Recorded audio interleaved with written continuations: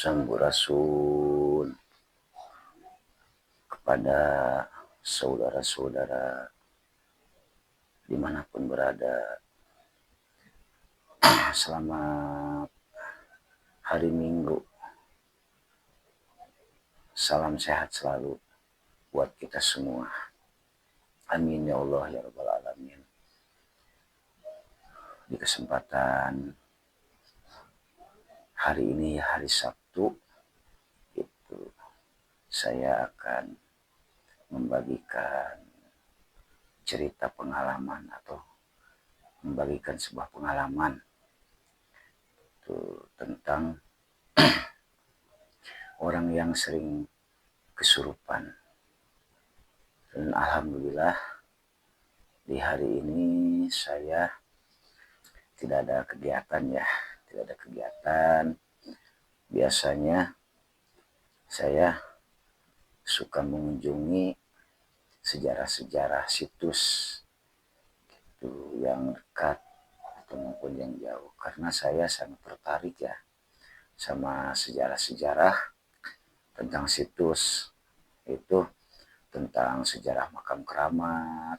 Yaitu makam keramat itu makam yang tua ya, terus misalkan petilasan atau penjarahan-penjarahan para wali gitu, atau penjarahan-penjarahan orang tua dulu ya. Saya sangat tertarik menjelajahi penjarahan, bukan untuk memohon suatu apapun ya, tapi saya situ tertarik aja. Kalau sudah nyampe ke penjarahan paling saya berdoa gitu. Dan kadang-kadang saya kalau ke penjarahannya malam, kadang saya suka mencari informasi. Kalau misalkan ada makam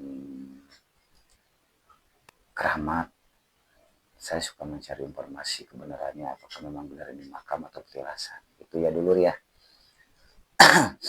Dan untuk selanjutnya dulur, aduh agak batuk nih saya.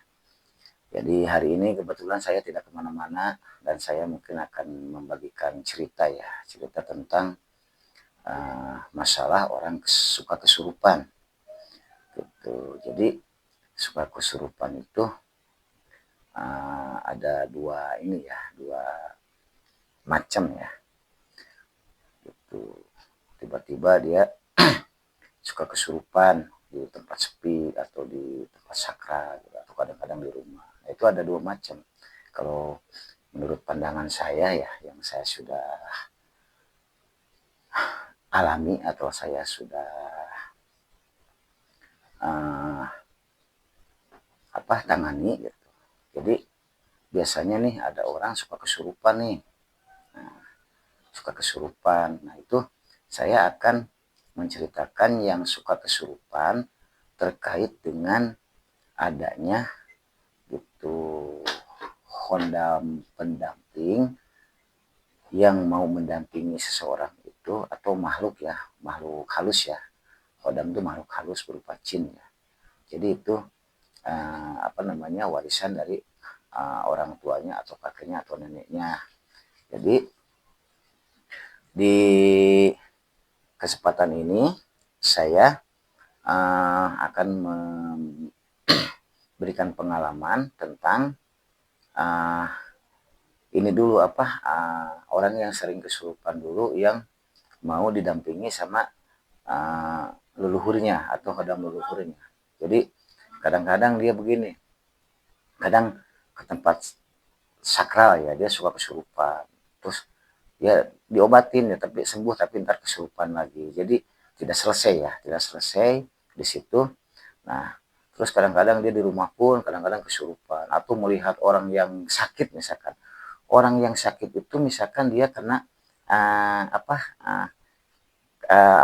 ditempelin makhluk halus yang sakitnya itu. Misalkan seperti orang yang sakit itu ada ketempelan makhluk halus. Nah, dia kadang-kadang suka kesurupan, suka keluar tuh itunya. Nah, itu biasanya itu kalau menurut saya ya, biasanya itu menandakan, karena kan selama dia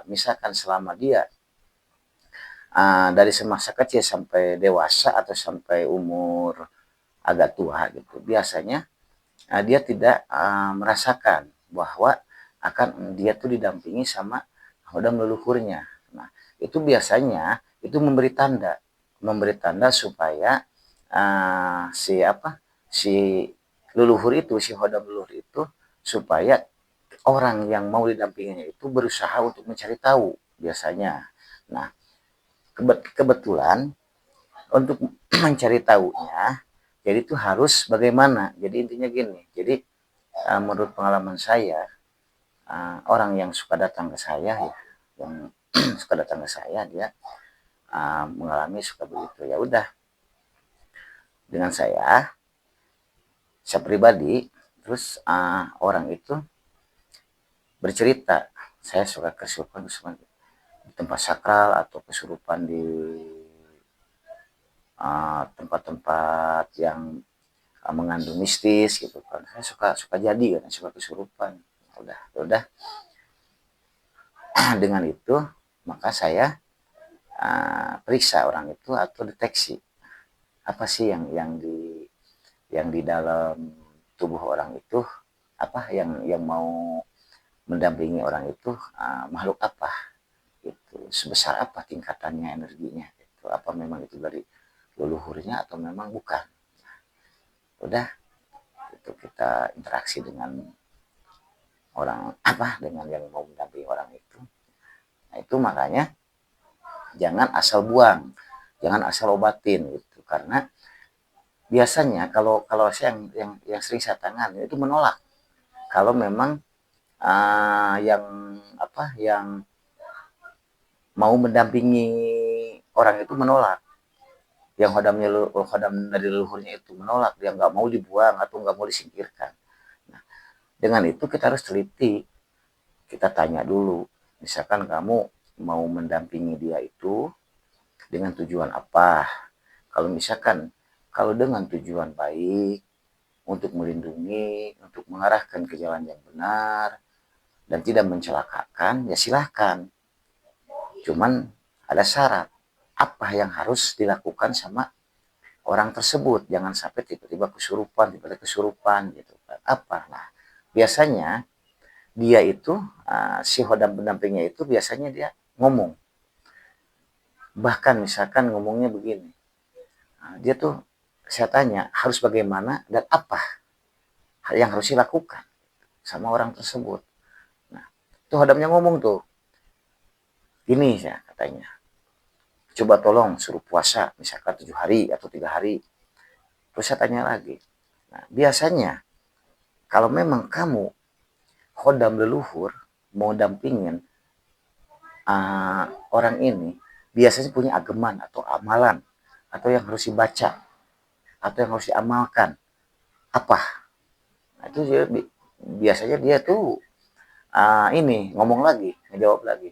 Kata dia misalkan, oh pakai kulhu misalkan 11 kali sesudah sholat, atau misalkan ayat kursi, karena itu ibaratnya amalan-amalan itu untuk menyelaraskan energi, untuk menenangkan si hodam itu ikut dengan kita.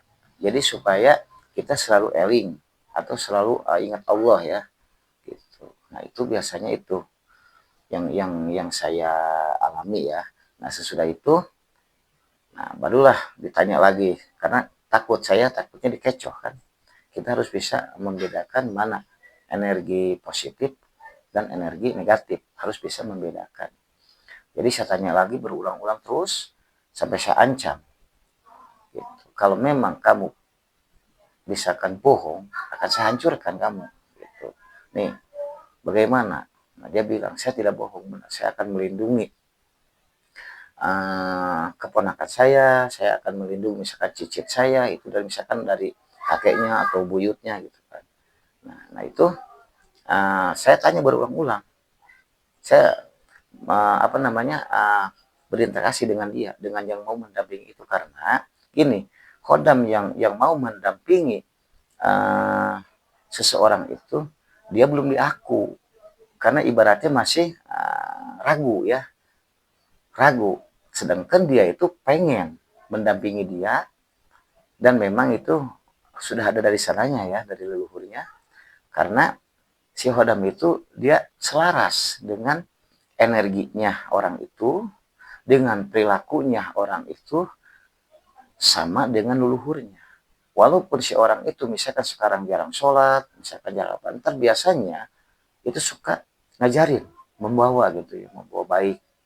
Kalau memang Hodam itu Hodam dari leluhur biasanya begitu, biasanya gitu. Cuman ya memang ada ujiannya di situ, ujiannya kita untuk beribadah kadang-kadang gimana, karena ya ujian itu selalu bertentangan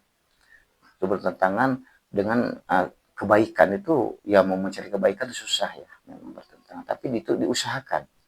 Dan memang insya Allah dia juga akan membimbing kita untuk ke kehidupan yang lebih baik ya. Karena apa? Karena hodam pendamping itu macam-macam. Hodam pendamping itu macam-macam.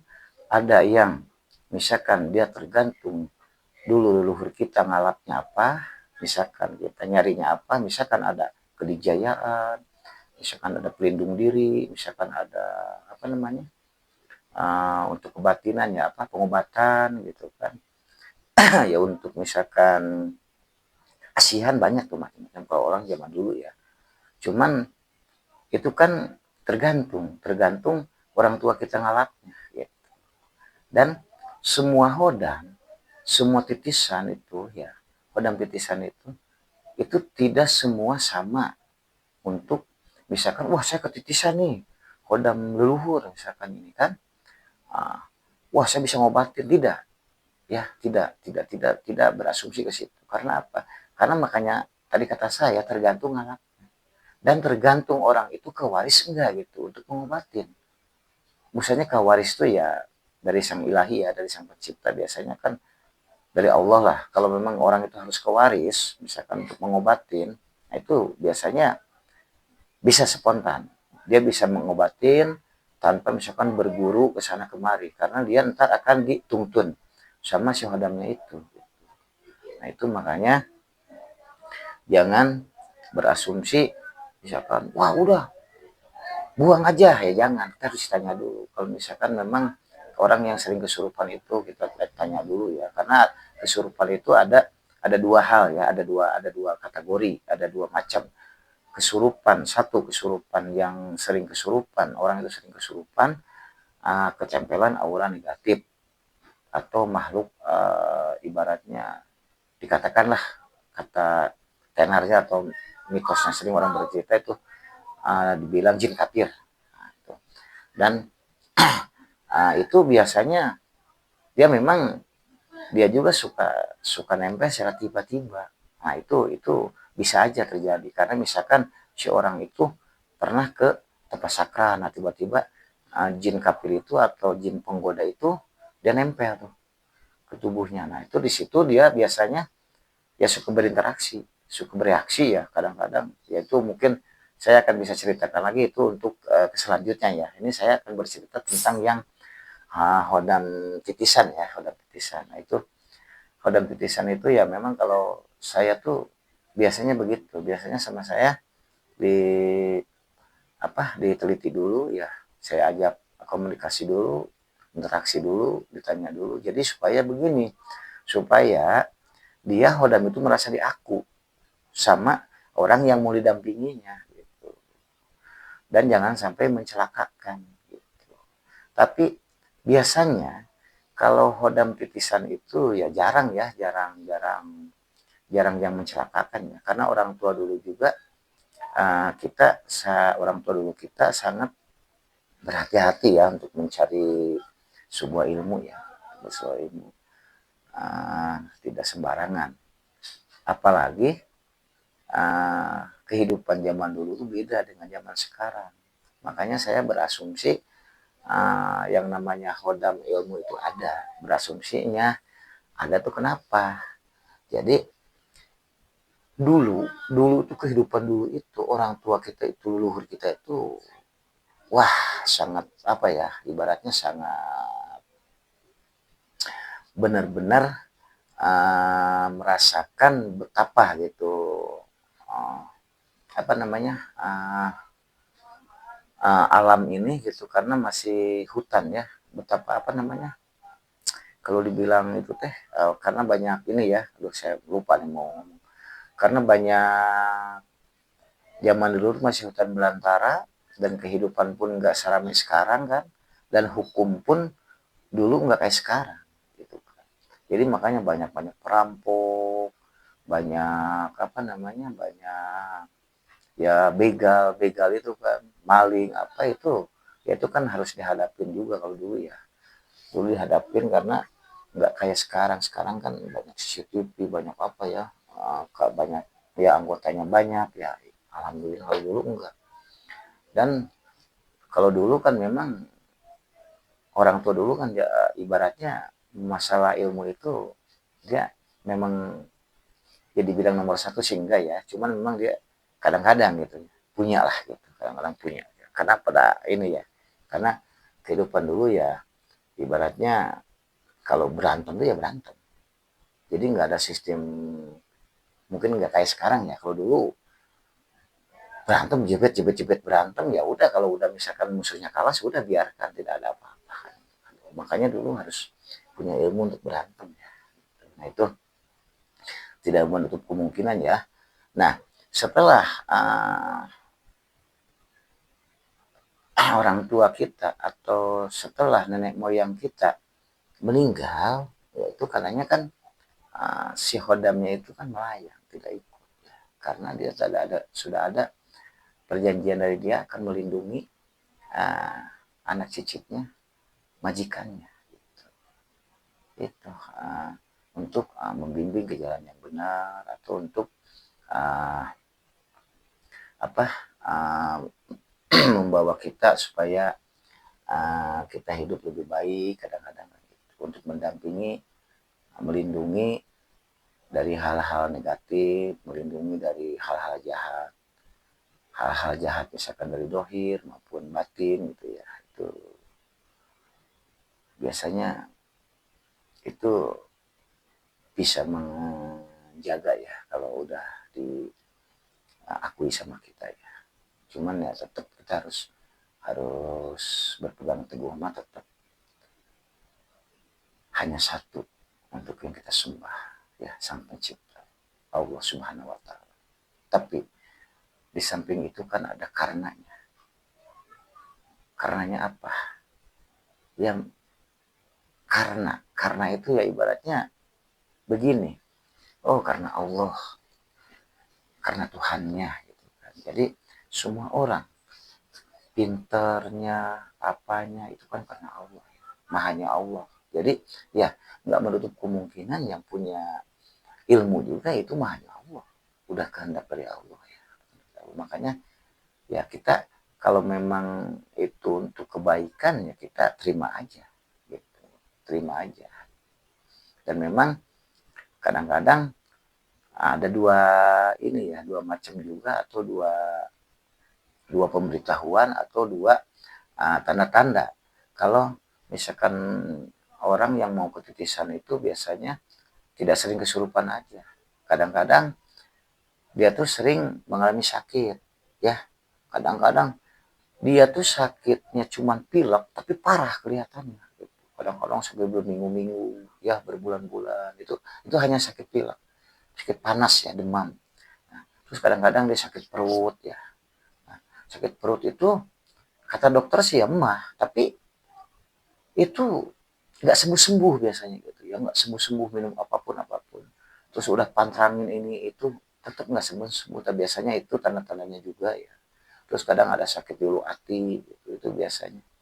Terus ada ya pokoknya, makanya penyakit non medis itu nggak selalu berasumsi kita ngomong, maaf ya, ngomong wah ini mah diteluh atau ini mah dikirim, enggak gitu. Penyakit non medis itu banyak non medis itu yaitu bisa jadi dari orang yang mau didampingi oleh leluhurnya. Nah itu apa, nah itu pengalaman saya yang selama ini saya alami ya, tentang orang yang sering kesurupan walaupun misalkan masih kanak-kanak atau masih udah dewasa ya gitu ya.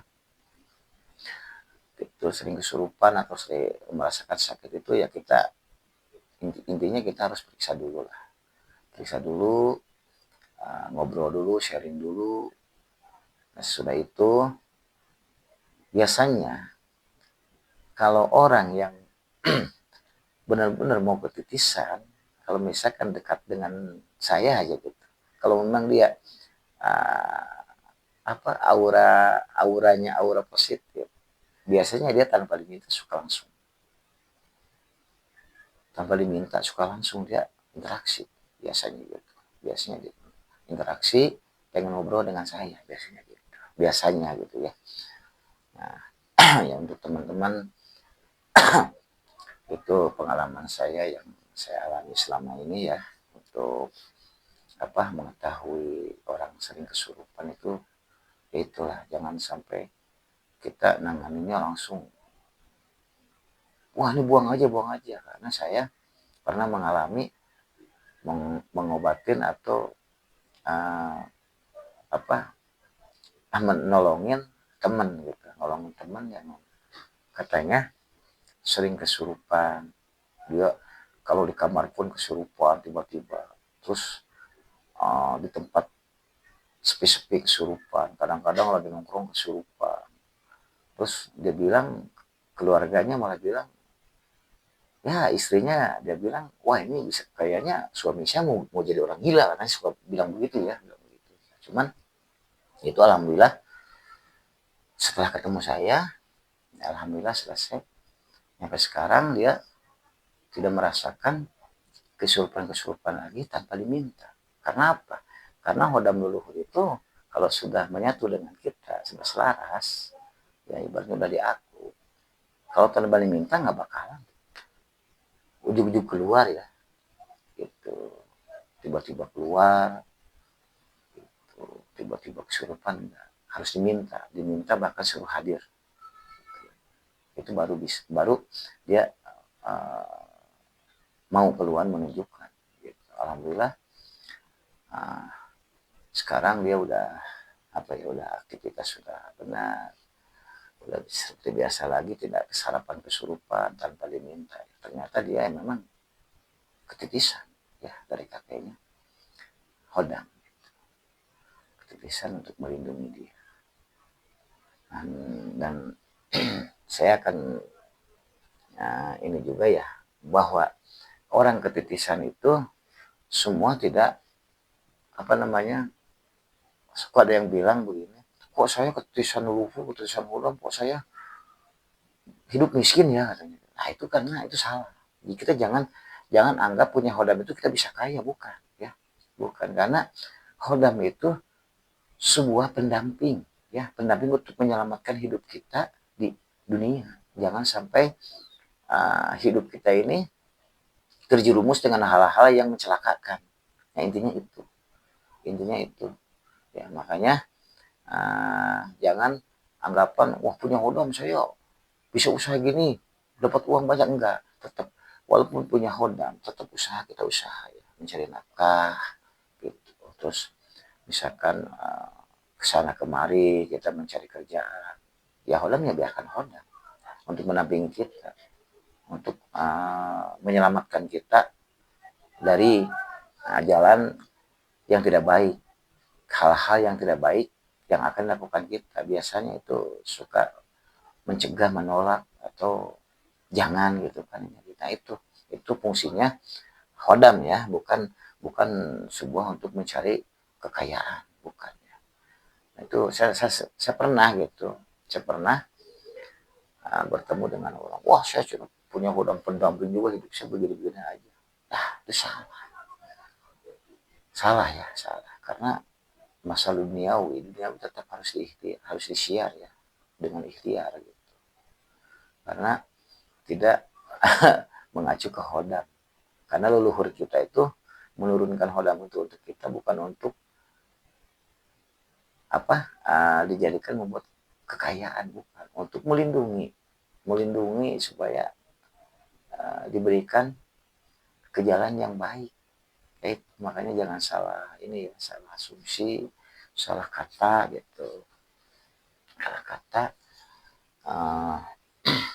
dan ada juga, wah kok saya punya hodam ya, kok saya nggak bisa ngobatin. Nah itu makanya saya bilang itu Khodam tuh nggak semua bisa dipakai ngobatin, karena itu masalah pengobatan itu ya saya bilang itu kewaris enggak gitu dari sang pencipta gitu. Itu kan udah ada ibarat itunya, udah ada patokannya ya, udah ada patokannya. Misalkan wah dia nih kewaris nih untuk mengobatin karena punya pendamping. Nah itu jadi jangan anggap ya, jangan anggap punya semua orang kedampingi Khodam leluhur bisa mengobatin atau bisa kaya. Enggak ya, karena masalah kaya itu kan tergantung kita usaha dan tergantung ya memang kehendak Allah. Kalau memang kita hidup harus menjalani dengan pas-pasan tapi bahagia, tidak menjadi masalah. Itu yang kita cari. Kaya pun kalau kita nggak bahagia buat apa? Nah itu untuk ini ya, untuk apa? Untuk pengalaman saya tentang orang yang sering kesurupan, dalam dalam asumsinya yang sering kesurupan mau kedampingin Khodam leluhurnya. Dan masih ada ntar ya yang sering kesurupan itu ketempelan aura negatif, itu ntar saya akan cerita untuk tayangan berikutnya ya. Tayangan berikutnya mudah-mudahan saya diberi kesehatan, mudah-mudahan ada waktu yang baik gitu buat saya. Dan kebetulan hari ini saya tidak pergi kemana-mana ya, udah lagi batuk, mohon maaf.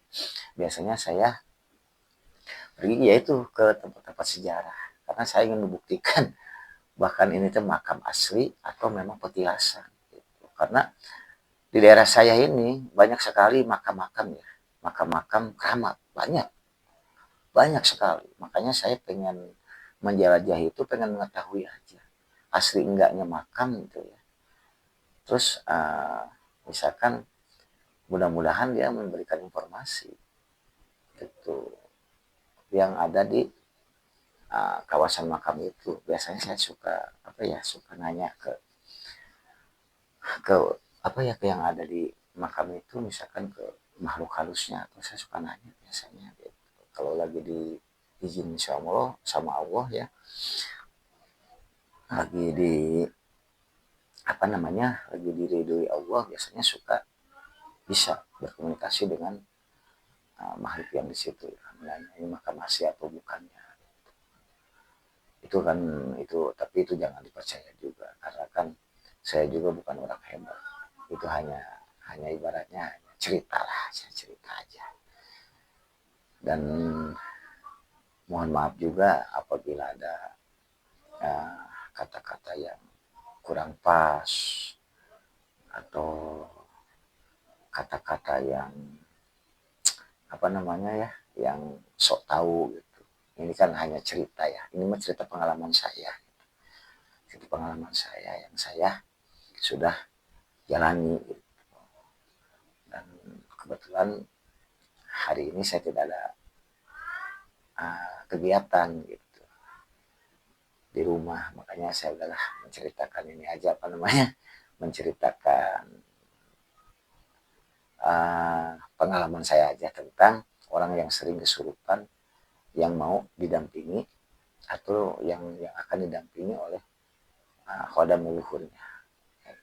Itu ya dulur ya, itu hatur nuhun untuk semuanya, dan maafkan saya apabila kurang sopan dalam pembicaraan, apabila ada kata-kata yang kurang pas atau kata-kata yang sok tahu ya, ibaratnya sok tahu gitu kan. Nah, ini kan hanya cerita aja ya. Kalau memang ingin sharing ya silahkan aja datang ke rumah saya tuh, jangan sungkan-sungkan, kita sharing, memberikan pengalaman ya, saling menceritakan pengalaman ya, menceritakan pengalaman. Ya terima kasih di di kesempatan ini saya sudah menceritakan pengalaman saya. Alhamdulillah, wassabillah, mudah-mudahan menjadikan hiburan ya, menjadikan hiburan. Dan kalau memang ada manfaatnya ya silahkan, kalau memang tidak ada manfaatnya abaikan saja. Assalamualaikum, sampurasun.